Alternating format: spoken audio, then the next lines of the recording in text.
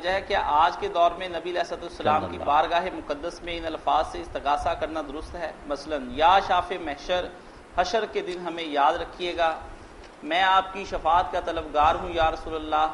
یا رسول اللہ امت بدحال ہے، ہمارے لیے خیر کی دعا فرمائیے، اے خاصہ خاصان رسول وقت دعا ہے، مجھے در پہ پھر بلانا مدنی مدینے والے۔ کچھ باتیں تو بیٹا ایسی ہوتی ہیں کہ وہ بظاہر خطاب ہی ہوتا ہے، جیسے باتیں کریں، مگر مقصد باتیں کرنا نہیں ہوتا، اپنے دل کے جو جذبات ہیں ان کا اظہار ہوتا ہے۔ جیسے میری ماں فوت ہو گئی ہے،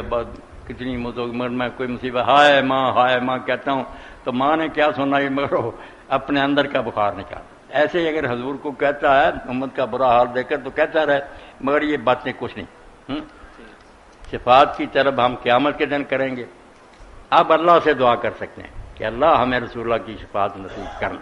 یہ کہا کرے کہ وہ وقت آئے تو اپنے رسول کو اجازت دینا کہ ہماری سفارش کرے، ورزقنی شفاعتہ یوم القیامہ، ایسے کہہ دیں جو حضور سے کہنا نا یہ دنیا میں تھا کہ ہمارے لیے دعا کریں، یا اب قیامت کے دن ہم سب جائیں گے، باقی اب نہیں موقع کہیں آیا کہ اب ہم کہتے رہیں۔